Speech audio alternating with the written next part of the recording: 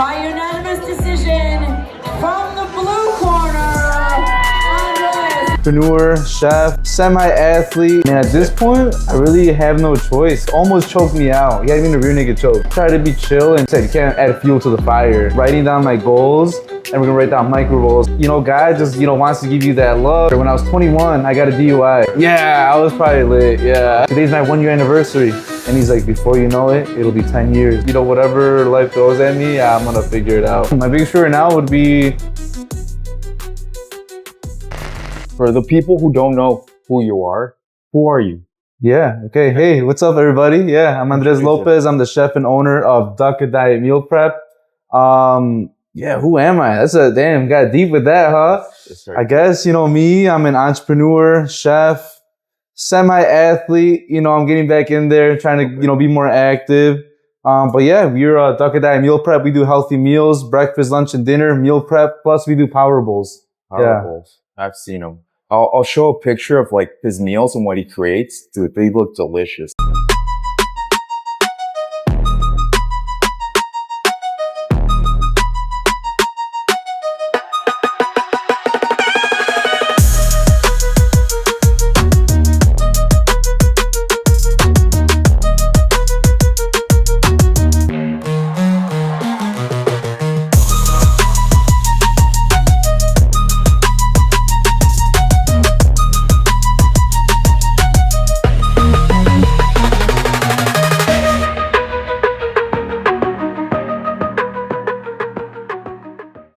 A picture of like his meals and what he creates. Dude, they look delicious. So I'll also have a link on there. So if anybody's watching this and they get a little bit hungry since we're in the kitchen, Yeah. they'll go ahead and be able to hop They'll right give them on a discount code. All right, I'll make sure to put that. You guys get a discount code. Yeah. Yeah, that's awesome. Yeah. Thank you, Andres. Tell us a little bit about yourself. Like how was your childhood as you grew up? Pretty blessed growing up, having a mom, my dad. Mom gave me a lot of love. Dad was, hard ass Mexican dad. Yeah, but I always worked with him, carpet cleaning since I was a kid. He has his own company. So I always grew up with him since I was a little kid working with him, and every Saturday morning I'd want to get up, watch the cartoons, and he'd be like, no, let's go. I'm going to work. Vámonos. And yeah, vámonos, and I would freaking work with him every weekend since I was a little kid. And at the time, I'd bitch about it, hacer mi berrinche, but I feel like that got me the skills that I have now, the hard work ethic skills, Yeah, that so is true. yeah, and it was a lot of that, yeah. Yeah, I can honestly relate to that a little bit. When I was little, during summer, I forgot what it's called, summer break or winter break, all our friends used to go out, go travel or whatever. Yeah. For me, my dad used to say, vámonos, vamos a trabajar. Yeah. We gotta work. And as you said that, it reminded me of my childhood, how my dad always was vamos. And that's, like you said, that is how I learned to just work hard. Yeah. And that's a really great skill that I think a lot of young Hispanic kids have. Yeah, for sure. Because for us Hispanics, we're taught work, work, work, Mhm. which is a good thing, but can also be a bad thing. Yeah. So tell us how it has been a bad thing in your life, just working. What have you had to sacrifice? Yeah, definitely. Work, work, work. You can't trade time for money. That's one, the biggest lesson I've learned, so you have to learn how to work smarter and make your money work for you. How to that's one thing I definitely, I've, learned and still kind of struggling with, finances, making sure that your money is going to the right places so you can continue to grow and still, have some for you. Okay. Cause that's growing up, I always was like that. I would make money and then I would always put it in this little black box and I wanted to go out, I'd grab a little something.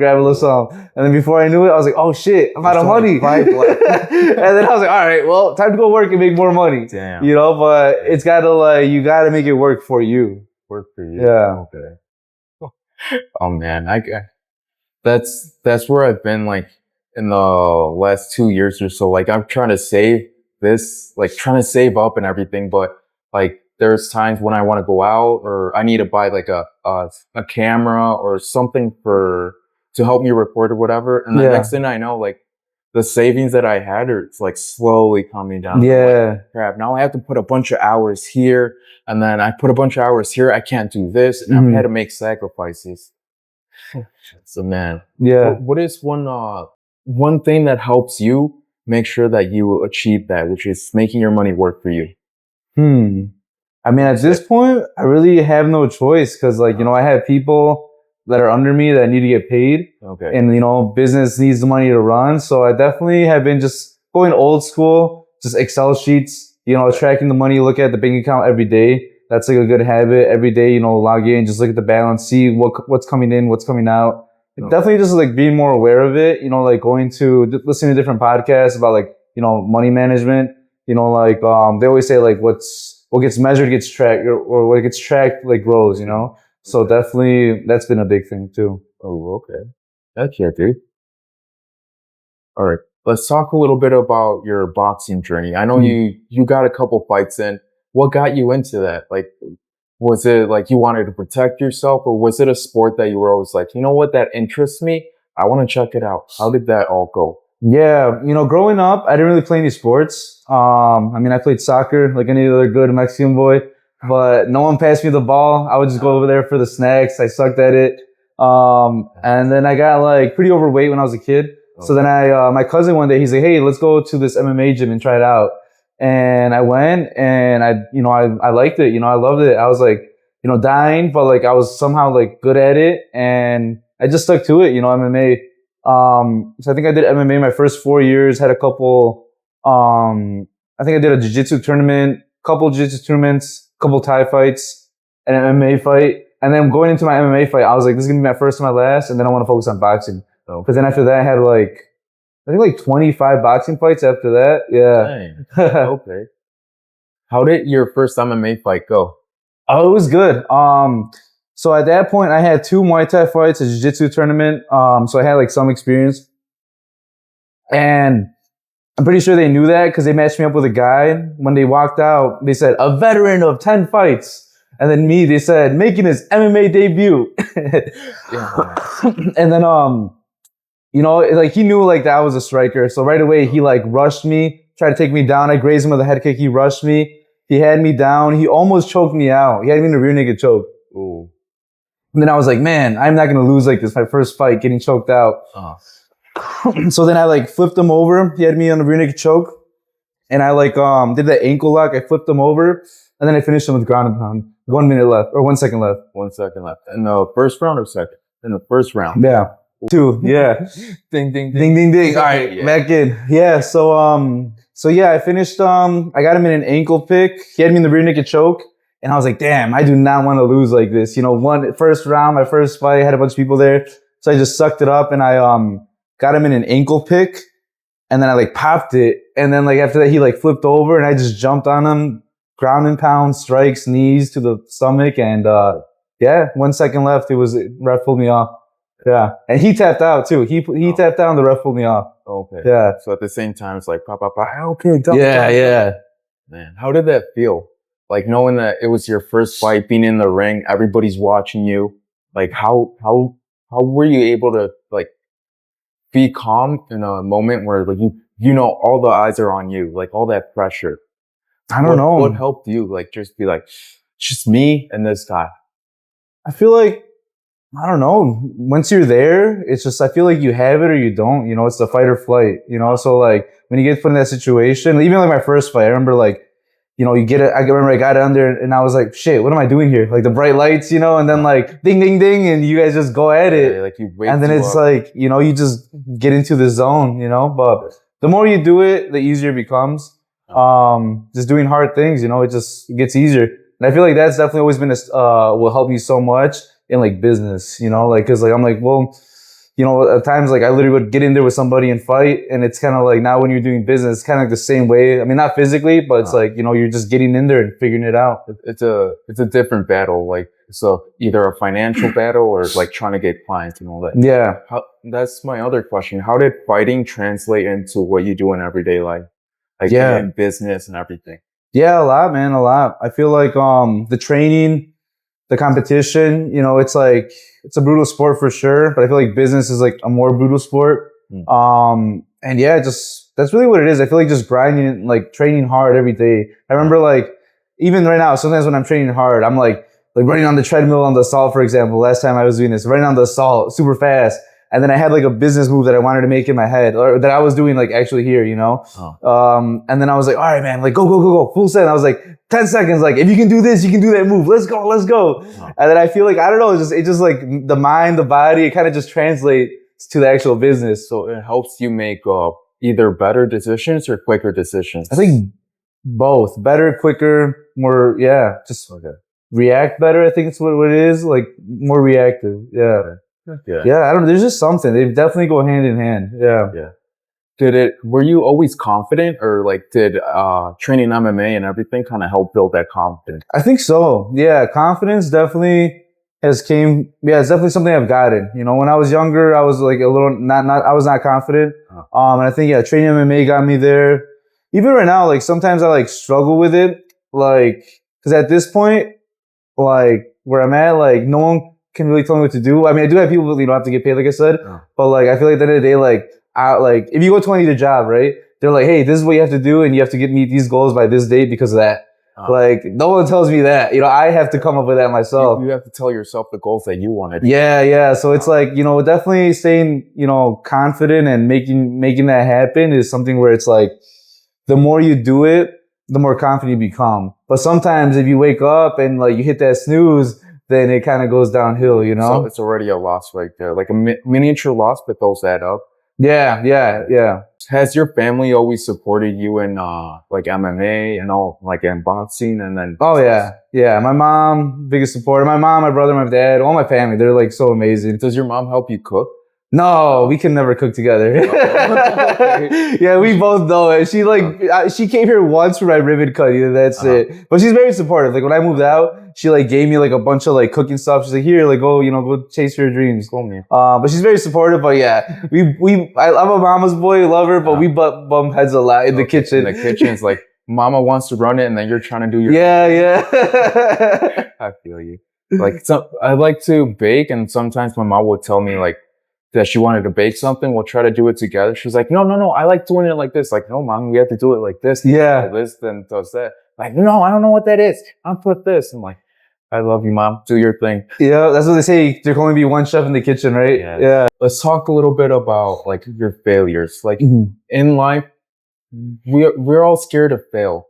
It's something that like as we grow up, like for me, I was always told, you know, failing sucks. Don't fail.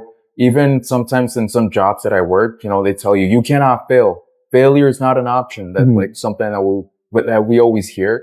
What has failure taught you? How do you see failure nowadays that you own your own business? Yeah, I mean, you can't be afraid to fail. You know, like a lot of times people don't do a certain thing because they don't want to fail. And like, I mean, with this business, like, yeah, if you fail, like you learn from it and you get better, right? For example, like a social media post, you're like, oh, maybe it's not good. Fuck it, post it. And if it's not good, then you obviously won't get the likes. Yeah. You know, people won't like it. Like a new dish. For example, I've had like a couple new dishes that I'm like, I'm going to try this out and see if it sells or not. Yeah. And then, it doesn't sell. So rotate it, put something new, you know? So you can't really be afraid to fail. And then failing, you definitely learn a lot from. I mean, it all takes me back to like when I used to compete. Like I remember when I would compete, and the times that I lost, I hated that feeling of losing, you know? So then I would like train harder and I'd come back like on like a win streak. Yeah, I remember. Oh man, it sucked. What has been your biggest failure in business right now? Business? Probably, so now I'm called Ducka Diet, but before I used to be called Mo Fitness. And I rebranded because when I first started, no one was doing meal prep, right? So like, you know, I had to figure it all out. And then like 2-3 years in, there was more companies doing meal prep. So then at that point, like no one was buying like my stuff because like, I was like, well, I would get a bunch of I had a couple people, but like, you know, I was like getting a bunch of website hits and people weren't really buying. I was like, why aren't people like buying anymore, you know? And then I started kind of doing research. I was like, because there's other meal prep companies and they're offering more variety, macro labels, all this and that. And then I was like, shit. And it was like, I think like about to be the new year. So then I was like, man, like this sucks. I lost a kitchen. I couldn't afford to pay the kitchen no more. And I was like, damn, what am I going to do? And I was like, well, I'm not going to quit. So fuck it. I'm going to just rebrand with the new year. And I'm going to offer a variety menu, macro labeling, just how they have it. And go from there. And then, it was a hit. That's it, dude. I'm glad you didn't give up. Now, my question is, how do you come up with the name Ducka Diet? Like, Was it random or was it something that you always thought of? Like, that's what I want to call it. Kind of random. Yeah, so named Duck a Diet, it was random, but then like, I don't know, because that like what it really means, you know, when you're texting and the autocorrect changes the word to duck, because fuck a diet, it's a lifestyle, right? Okay. So that's kind of like the big thing. I wanted to like come up with a name that would capture that. That would capture how like you shouldn't have to be miserable and like limit yourself when eating like healthy. Actually, one of the motivating factors that got me there, I remember, I don't know, I was at this networking event and like the girl in front of me was like, oh, it was a taco bar. And she was like, let me get 2 tacos and 2 of these, but no tortilla, because I'm on keto. And you know, it's like a lot of people, they go on like diets and they limit themselves or restrict themselves. But then when they go back to a regular lifestyle, they gain it all back, you know? Yeah. So I'm like, all right, well, I want to come up with a cool name that's going to be like anti-diet. That's going to be about just living a healthier lifestyle, you know? And the Duck a Diet name was kind of just always there. And I like, it was in my head somehow. And then I kind of just put it on paper. I drew it and I was like, oh shit. It's like that works. Yeah. I didn't realize how powerful the duck was when I first started. Really? You know, like this is the new updated logo. This is like my older logo on the shirt. But this is the new guy. And like, yeah, he's shredded. Yeah. People started calling me a duck man. So then I'm like, no, like I got to make Duckman his own thing, you know? So I actually came up with a kid's book that I need to add more fuel to the fire. So I need to like, you know, do more stuff like that. But like Duckman's going to be his own thing too. Duckman. Yeah. That's what happens when you eat Duck a Diet. You'll get completely shredded. That's it. Consistency. That's awesome. I always wondered what it was. Like out of everything, like why a duck? So now I know. Yeah, people are like, I'm at events, they're like, does it have duck? Yeah, like I thought it was like instead of regular chicken, you use like straight duck, like either like duck fat or like duck meat. Yeah. So I thought that's what it was. But and kind of go back to like, your question of failure and stuff kind of ties into that. Like, you know, people like, they won't do something because they're like afraid of failing or like what other people think, you know? So maybe some people were to think it's a stupid name. Like I remember, I just launched the bowl, so I'm posting a lot on like community pages and I posted on one of the pages and someone's like, your company name is dumb. I don't like it. Like, why? Why is it called Duck a Diet? And then it's like, that's just one person's opinion, right? But then I commented the reason why it's called Duck a Diet. And then a bunch of people were like, oh, I love it. Haha, I'm going to order soon. And they did. Yeah, that's really interesting what you said. Like, instead of saying, you know, like F you or like disregarding that comment, you took your time to explain why. And then like people actually were like, whoa, I didn't know. Now I know. Yeah. That's really cool. That's the reason I wanted to go into that is because in social media nowadays, like you'll always get hate. Like somebody will find something that they don't like. And like, we can either, like you said, add fuel to that fire and like just be bumping heads back and forth. Yeah. Or you can just actually take your time, explain to them, and then you might get a client. Simply explaining to them, like, this is why, it would be like, okay, maybe it wasn't dumb. Yeah. And then they just, you know, feel bad and like, kind of take it back a little bit. I went a little bit off tangent. But no, you're good. You're good. Like the thought in my head. No, yeah, totally. I feel like that's definitely one thing I definitely do a lot. Cause like, I don't know, it comes from a couple of things. It comes from like when I think work. I remember I would always work and like, you always get like a manager, someone who's like, they start power tripping and they start kind of like, you know, blah, blah, blah. And it's like, you can't like fight fire with fire, you know? You'll just bump out. You know, cause some people like, you don't know what they go through and whatever, you know, some people are just assholes, whatever. They could be going through something, you know, crazy that you don't know about, you know? So that's why I always kind of like just try to be chill and just like, the other things that you can't, like you said, you can't add fuel to the fire, you know, instead just, you know, share the love. That's it, you know? So yeah, that's one thing I've always learned, especially with customer service, customer care. Just, you know, put out the fire with just happiness and eventually they'll kind of just see like, oh, maybe I was tripping. Like, now they feel a little bit stupid because they were hoping to get a reaction, but instead they got an explanation of why it was. And they're like, oh. Yeah, some people just want that reaction. And yeah, fuck it. Yeah, they want that dopamine hit of like, oh, I made them angry. That made my day. Yeah. But one thing, this guy named Bedros Keuilian, he taught me don't argue with stupid people. Like, there's no reason to argue. Yeah. And it's like, there's no point. Like, at the end of the day, you know, they just want that, your time and energy. They just want to be going back and forth. Just tell them, oh yeah, you're right, whatever. Or explain to them if that doesn't work. So you have so much so much to do in life that it's not worth arguing at all. Yeah, because like you'll forget about it and they'll like still hold on to it, you know? Exactly, man. Yeah. So just keep striving to do what you're doing. If you'll always get hate, just focus on you. Let them waste their time, and then man, keep building up Duck a Diet. And that's it. That's all you can do. Yeah. Exactly. Like we'll leave it at that. But yeah, man. How important is happiness to you? Yeah, I would say pretty big, like, especially even going back off that last question, right? Oh. It's like, why would I even like take my time to like get pissed off and like, hey, you should call my name stupid. Yeah. Like, I like to be, I'm like naturally happy, you know, I like to be happy. So, you know, things like that, like, why am I going to waste my energy on that? You know, that's kind of really why I'm doing this, because this ties in like fitness, boxing, and food. And I love all three, you know, so I just like doing what I like to do. It's awesome. How is your happiness right now? Like, you wake up every day, are you happy? Do you strive to be like, you know, today I want to be happy and my goal in life is to be happy? Or is it just a byproduct of like what you're helping, or what you're giving to other people? I don't know. I feel like yes and no. It depends, you know, like I feel like it's like one thing I need to work on myself is I set my standard too high. You know, I'm not where I want, and I feel like I can kind of take away from my happiness. Yeah. So it's kind of cool. I've been talking to some people about it, and they've literally told me that, like, and I'm like, oh shit, that makes sense, you know, like that makes sense why I like sometimes I like is happy, you know, because like it's like I haven't achieved exactly what I want to achieve yet, you know, and I've been doing it for a while, but it's like you got to just reflect, you know, take moments to look back on like things that you've done, impact that you've made, and you know, go off of that. Too high standard? No, yeah, you set really high standards for yourself, and sometimes it demotivates you, or what? Yeah, because like I set a high standard to motivate me, but then I feel like it's really high that sometimes like I don't like make it, and I'm like, fuck, I'm a piece of shit.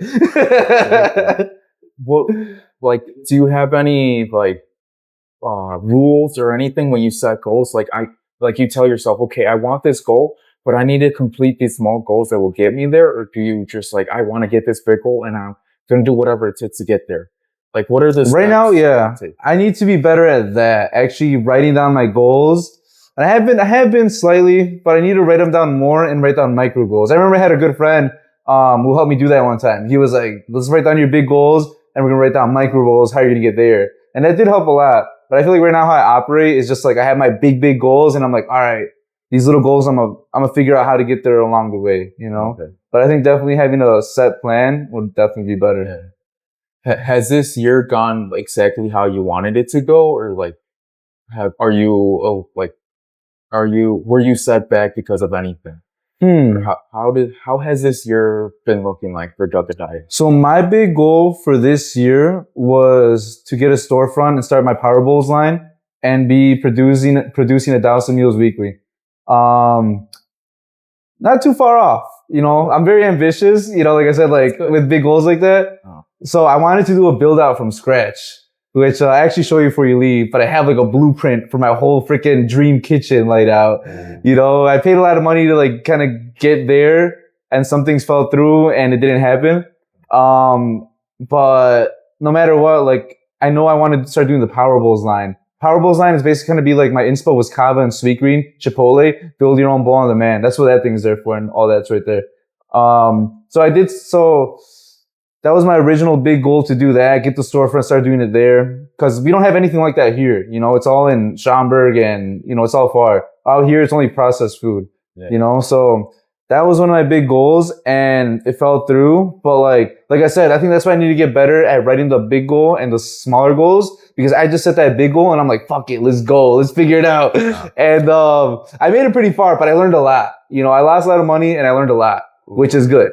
You know, like I feel like it was definitely worth it. Cause now I'm ready for when the right opportunity comes. So, you know, I had a couple opportunities on my plate and I had a lot going on. And I took a little trip to New York to see my brother when he was living out there. And then I was like, all right, man, I'm gonna just relax and figure it out what I'm gonna do. And then when I was out there with him, I was just chilling. I was like, I'm gonna just launch the Power Bowls line out of my current kitchen, because I already have everything I need. I just need to buy these 2 new things and buy the whole new system and fuck it, send it, you know? Okay. So that's when I was like, all right, I'm going to start to just launch it out of here for now, you know, see if it works and, you know, put some money to the side. And then when the right opportunity comes next year, get my storefront on the main road. Okay. And the meals, we're almost there at 1,000 meals. It's been pretty, yeah, we almost hit it already. But the year's not over. That's true. Got like a month and a half or so. Yeah. Cause I was talking to this other dude, Cappuccino. He does a podcast, 216.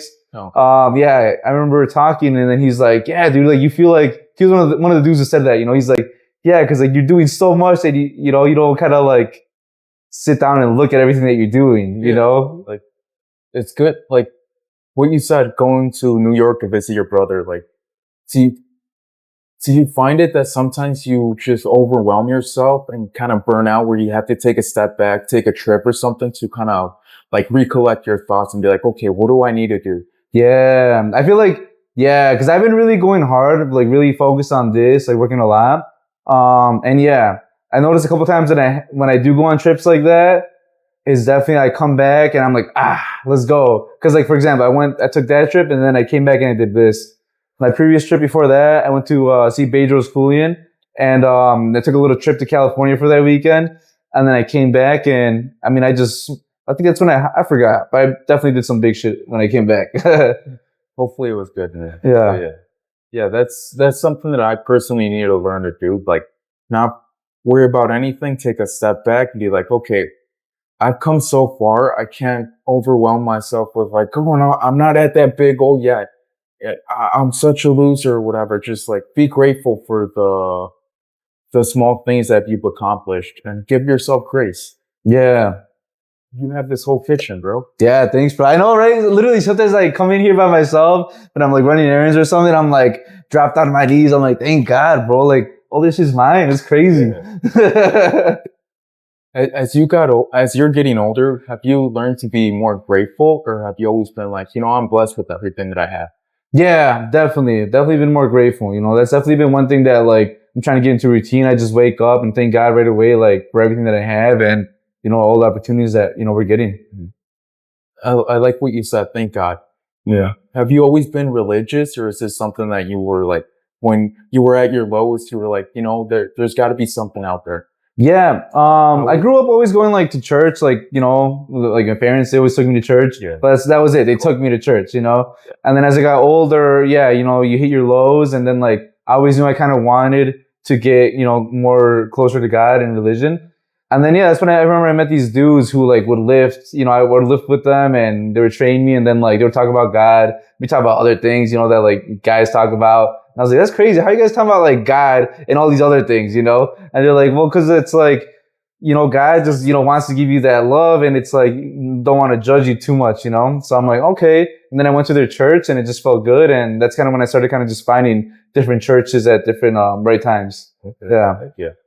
What, did you study any religions or did you just find one? You were like, this is what I'm going to stick to. Yeah. So ever since then, I've just been going Christian and non-denomination. Oh, yeah. heck yeah. The reason I asked, because that's the journey that I'm on right now. About last year, I went to a Mormon church, just trying to figure out like different religions. It's not the religion for me because I don't know how much you know about it, but I was like, that's a little funky. There's certain things I'm like, I love them. If that's what helps them in their life and for them to make good decisions, let them be. But for me, I'm more like leaning toward Christianity and how they live their life. I was like, okay, yeah. Yeah. And just what feels natural, right? Yeah. Like, I don't feel like I have to force it.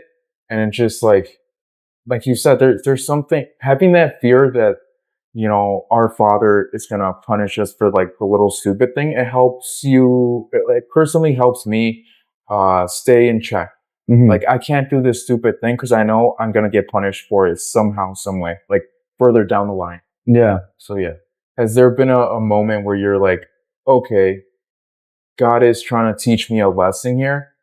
Whether it was at your lowest, you're like, oh man, God is trying to teach me a lesson. And did Christianity and religion kind of help you in your everyday life and to get you out of those hard moments?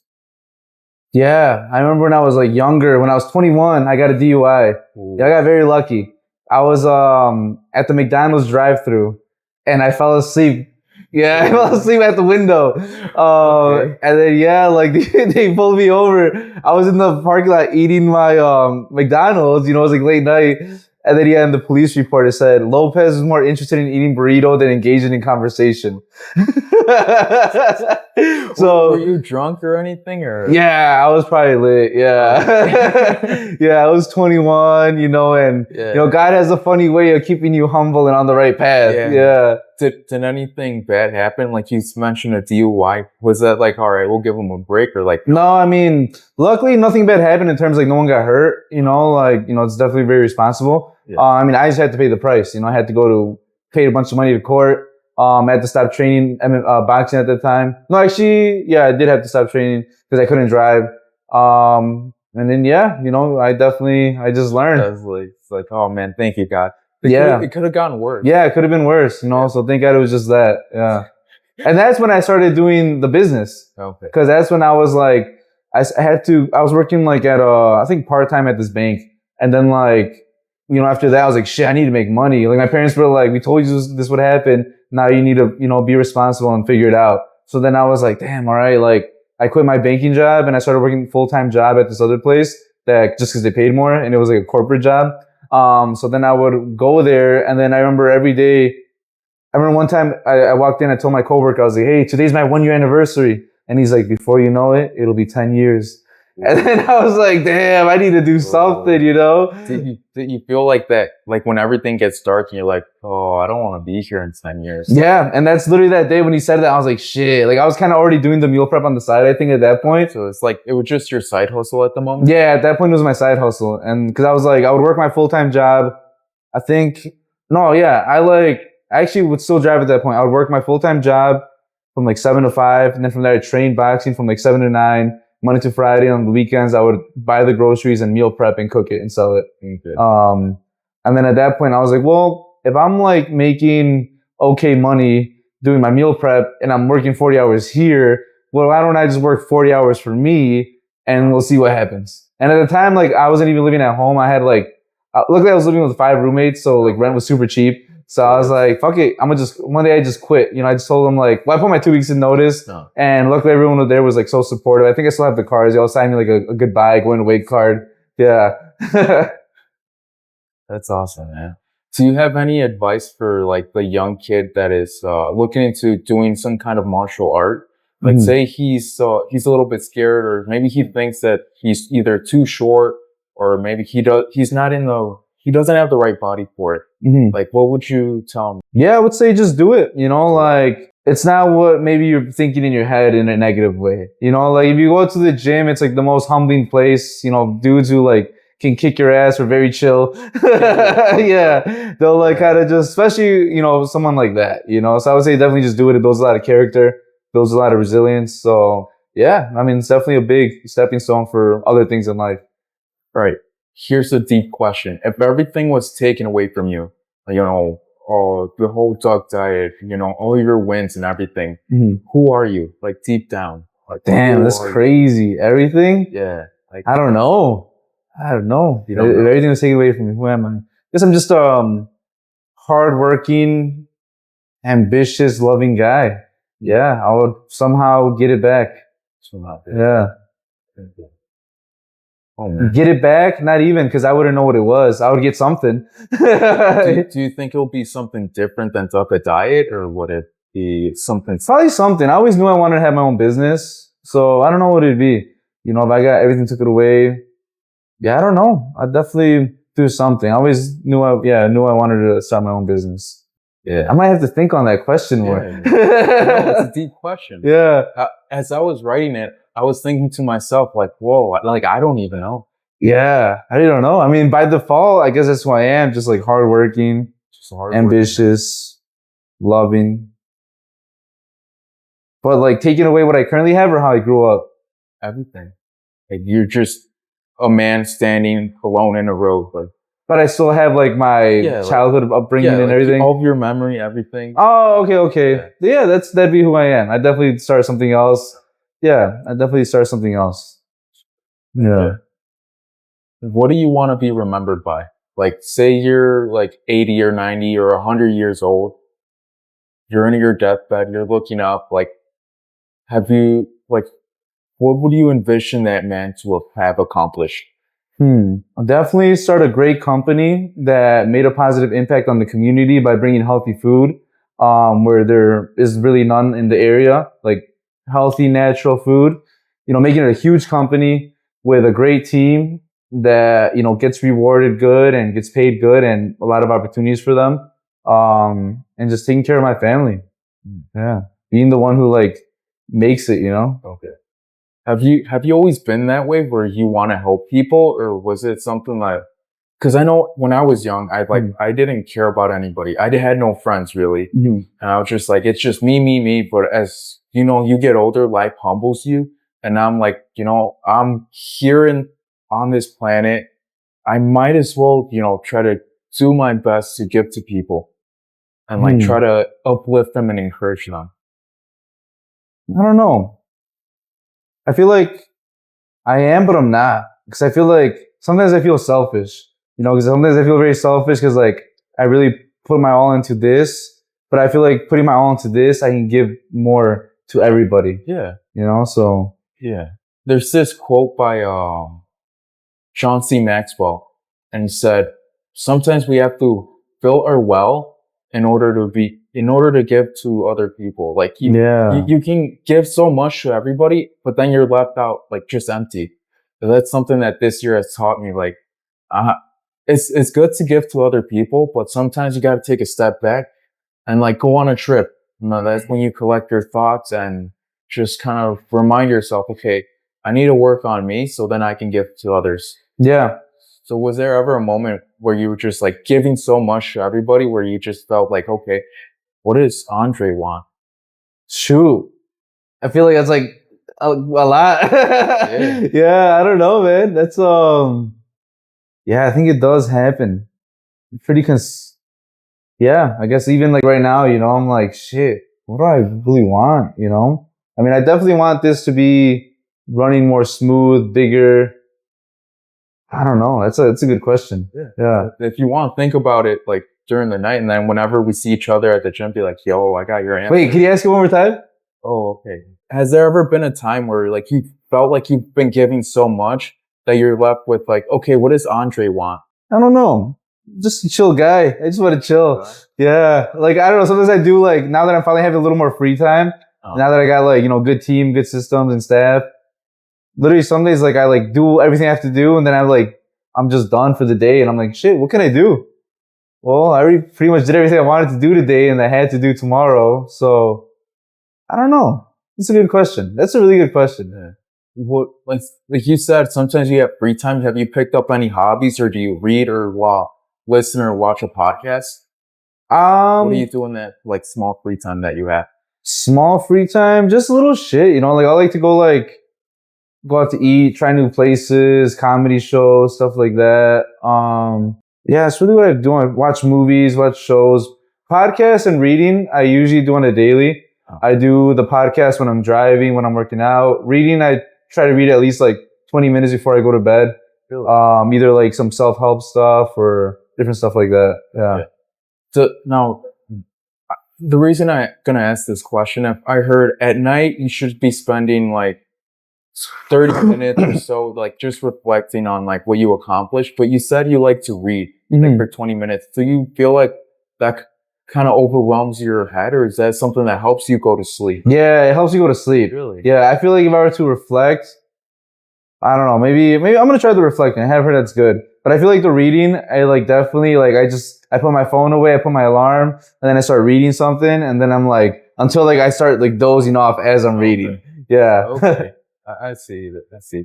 For some reason, like for me, like I have books and everything, but I do the audiobook for some reason, like mostly because I'm working a lot right now and I can't like stop and like open up a book and be like, because the moment that I personally do that is I start falling asleep right away. I don't know why. I don't know if it's like my ADHD or whatever. Like if I'm just staring at like just words, like I'm just like, oh yeah. like right away. So I might try that at night whenever I can't sleep. I'll just open a book. The moment I see those letters, I'm like, Yeah, it helps a lot, man. Yeah, honestly.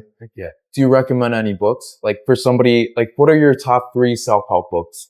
Two of the ones that come to mind right away. The first one that I started reading, I told you I would like work my full time, then go to boxing. So at the time I was living in Woodstock, my work was in Lake Zurich and my training was in Palatine. So like I had like a 2-hour gap in between work and training. So it didn't make sense for me to drive to Woodstock and come back, Yeah. So I would literally go to a little park in between, like right before by the gym, and I would take a little 20-minute power nap, and then I'd wake up and I would read. And this is before when I barely started doing the business as a side hustle. The book was The Law of Attraction. I forgot who's the author. Robert Greene? Yeah, I think so. It's like a yellow and brown cover with a key. It's a pretty small book, short book. But yeah, it was A Law of Attraction, and that one, yeah, definitely. I think I need to start reading it again. But that one's like really kind of helped shift my mindset to like positive and Law of Attraction, like wanting it, speaking into existence. Okay, so a little bit of like manifestation. Yeah, Okay. but it's like at the time, it sounded like I wasn't just thinking it, wanting it. I was actually doing it physically and then manifesting it like mentally. Okay. So I feel like that one was very powerful. Kind of just trains your thinking of like, instead of thinking like, I can't do that. Like, well, I don't know how to do it, but I'm gonna do it. Like stuff like that, because I feel like that's one thing that holds people back a lot, like limiting beliefs. So that one was a good one. And the other one was by Bedros Keuilian, Man Up. Yeah, I like that one a lot too. Third one, let's see, that was third one right off bat. Right now I'm reading, forgot what it's called.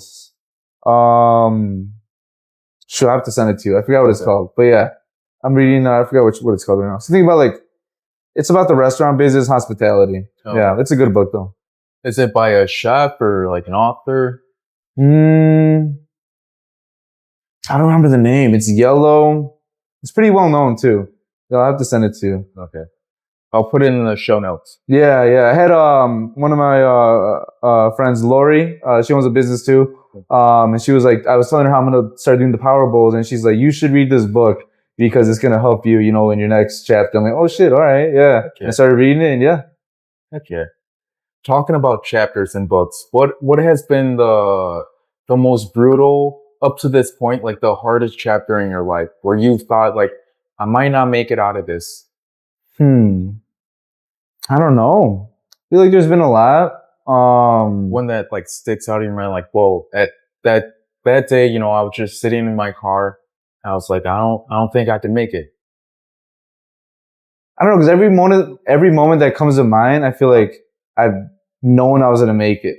Okay. And I don't know. I think that kind of comes down to like, that's just my mentality of like, training and competing. Because like, when you're in that fight or flight mode, you just know you got to make it. But I mean, a couple ones that are, like right away, like hard things I knew I had to overcome, like was obviously the DUI.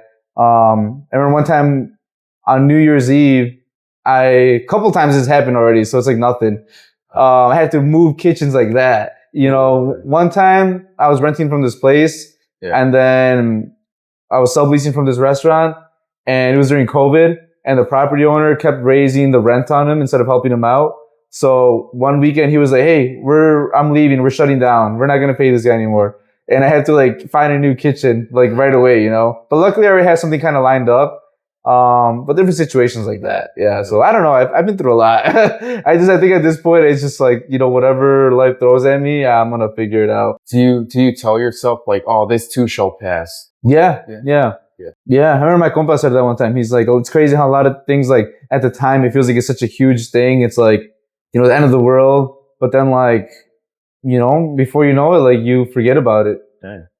Now, like all the equipment is yours. So say, for example, you had to move out, would you have to take everything? Easy, yeah. I've done it many times, bro, yeah. I call a couple guys, hey, let's go. And we just fucking move all this shit, bro. Yeah. You can rent a couple U-Haul trucks, couple trailers. How does that fit through the door? Like, there's another entrance over there that's slightly wider, but still upstairs. I mean, all this shit came up here, But at this point, it's like I'm pretty used to it. Like, that's a new cooler. And yeah, I literally moved out. I bought it by myself and I brought it down the stairs by myself. I've always needed a truck and I finally got one. So like I literally just rented a trailer rolled it up there when I bought it from the restaurant, tied it on the trailer.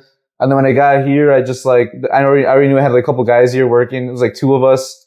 It was like 3 of us. And then, yeah, we just loaded at the bottom of the stairs. Hey, everybody grab a corner. Let's pick it up and let's go.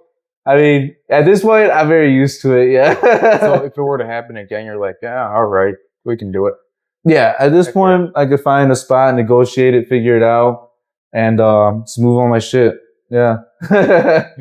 There's this, I always like to ask my like previous guest, what's a piece of advice that you would give to my next guest? And he said, do everything without fear. And I think that really resonates with you because of what you feel. Like, Yeah. I don't want to say like, oh, you have no fear. What was the fear like in your head? Like the fear of failure or like the fear that you weren't good enough? What is your biggest fear right now? My biggest fear right now? Yeah.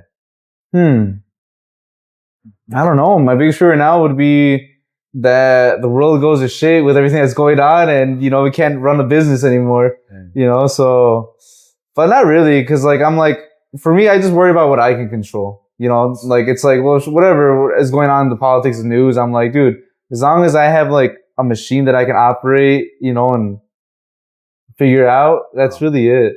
Yeah. So I don't know. What's my biggest fear? Clowns. Clowns? Yeah. Clowns. I mean, they've all happened. Like, all my biggest fears have happened. Like, one of my biggest fears was like that I was gonna leave. I'm gonna be doing some type of errand. One of my most recent fears was, that I was gonna be out and about doing some type of errand while I got the guys working, and the health department was gonna walk in. And that shit happened last week. But luckily, all the guys that I hired, they're new. They work at restaurants already, so they have all their certifications and shit. And like, you know, we make sure everything's like, you know, all the fridges, you know, everything's good basically, you know. So that happened, and yeah, I mean, it was good. Okay. Yeah, we just So do they just randomly stop by or they don't notify you or? sometimes they do, especially right now that I'm doing like events, like I'm doing like the farmers markets. I just signed up for the indoor season, which is tomorrow. They're gonna come in and inspect, you know, before you go out. Different stuff like that. So do they like check the food, how you're preparing it and everything? Yeah, they check like all the fridges, making sure that stuff's getting stored properly, got the proper temperature logs, you know, sanitation buckets are set up. Yeah, just quality, you know? Yeah. And I mean, luckily, we're doing everything right. We got guys that are, you know, already working in the restaurants, already know what they're doing.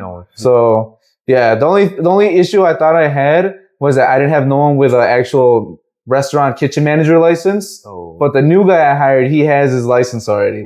So like, cause there always has to be one person with a manager license working in the restaurant, in the kitchen, and which is me. But like, since I stepped out, you know, and this guy, I forgot he had it, but he told me he had it. And then, in the clear. it was all good. Yeah. Okay. Oh, you know, one of my craziest fears I had recently, this is like an adult business owner nightmare. I had a nightmare that I was cooking. I was still doing this business, but I was in a new kitchen that was like some fucking weird attic type thing. And I had a whole crew that wasn't my crew. And we had a bunch of orders. Like, that's like a weird dream. Wow. But I was like tripping. I was stressed out. Yeah. Dang. Was there any drinking done in the night prior? No, I don't think so. It's like those random dreams that you sometimes have. Yeah, it was weird. Dang. Made me grateful for, you know, what I have here though. Like, I'll stick with the little crew for now. Yeah, I like told everyone the next, I was like, dude, I'm glad you guys are here. Nice. How do you find the people to be in your crew? Do you recruit them or is it like friends of a friend of a friend? No, at this point, it's definitely law of attraction. I don't hire any friends or friends of friends. So has that always gone bad in the... Yeah, I think it's different. You know, like people like who work here and how they see me are different to like how me and you are. You know, it's like, and I've kind of learned that the hard way with having staff. You know, like you can't be too buddy, too friendly with people because then people end up like kind of taking advantage and thinking you can let things slide. You know, so like here when people, even right out the way, like my tone changed with you, right? It's like, you know, when people are here working, it's like a whole different thing. You know, like they got we still have a good time for sure, but it's like little less chit chat, little less stuff like that, more focused on the work. So right now, the staff that I have now, they're really good. They're all like restaurant guys, and that's literally how I got them. I would literally go to different restaurants, different like butcher shops, and I'd be like, hey, you know anybody looking for work? Here's my card. I'll give you cash if you send me somebody. And then yeah, that's how I got my whole crew. Yeah. That's the reason I asked that is like down the road, I want to find people to help me with like either the editing or recording and all that. So I want to know like, what are the things that I need to look for, or what qualities do you look for a guy to work for you? Yeah. So the best qualities I've noticed are people that say less and do more. That's like the number one thing. You know, we do the interview. So the way I hire first, I start, you know, I see who I want to hire first. And then after I schedule a phone interview and I tell them, hey, on the phone interview, we're going to go over the company, you know, what we do, what we're looking for in a team member. And then I'm going to ask you some straight up yes, no interview style questions. And then we'll go over the job role specifically. And so you set the tone right off the bat. And then, you know, then from there, you kind of go into telling exactly what you do, what you're expecting. And that's the thing. You have to be the one to set the tone. Because if you don't, then they're not going to, you know, play ball, how you want them to. And then from there, you know, I like really look, when I ask them questions, I ask them like how long they've been working for, what experience they have, like what exactly they do currently, what exactly they've done. But kind of the answers I'm looking for is like kind of definitely accountability stuff. And yeah, definitely the one thing that I've noticed all the guys that work really good is like, yes, no, okay. They don't question you at all? They don't do the small talk over the phone. You know, like I'm just like, on a scale of 1 to 5, how are your knife skills? They all say, all the best guys have said a 3. Okay. And the guys who hasn't worked out, they say 5. They think they're good, you know, but yeah, that's definitely one thing. Kind of like humble. I'm like, how, you know, do you have any vices, you know, that prevent you from working? Different stuff like that. Okay. Yeah. And then when they come in, so that's just a phone interview. You kind of get a feel for those questions. And then if the phone interview goes good, and I'm like, all right, well, come in person. We'll do an in-person interview, and I'll show you exactly what you're going to be doing.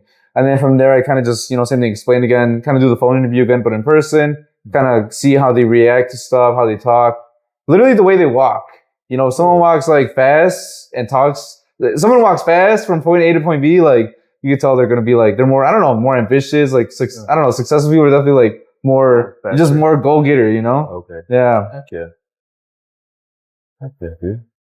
If you had to describe like what, like somebody asked you, what is Dukkha diet? Like what makes Dukkha diet different and stand out for everybody else? Yeah. What sets you apart from everybody? So our big thing is we make everything from scratch in-house.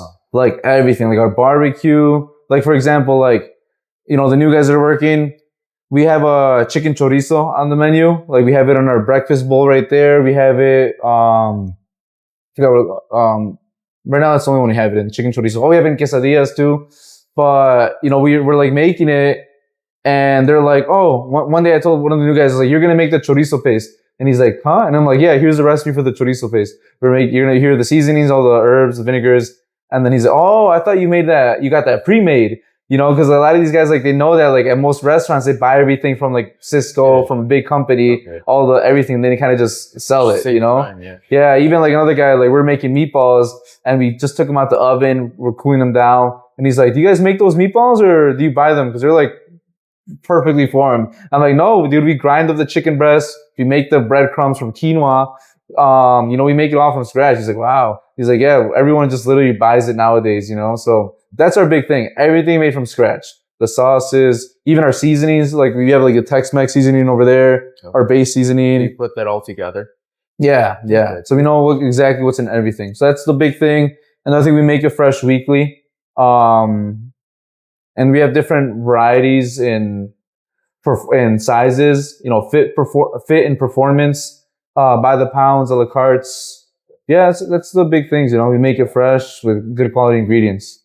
Do you envision Dukkha diet just being like kind of local, or do you want it to be global? Like I know you have your app.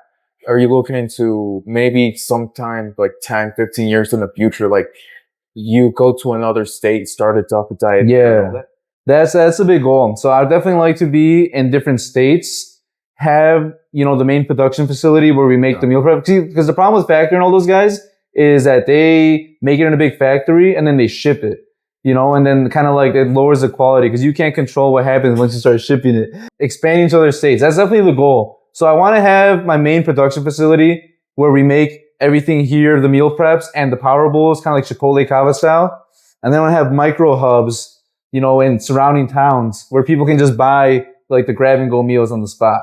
Okay. And then eventually take that model and into a different state, preferably somewhere hot, because I want to be a snowbird. Okay. And the reason I want to do it that way and not start shipping, because like Factor and them companies, like what they do is like they make it in a bunch of big factories and they just ship it.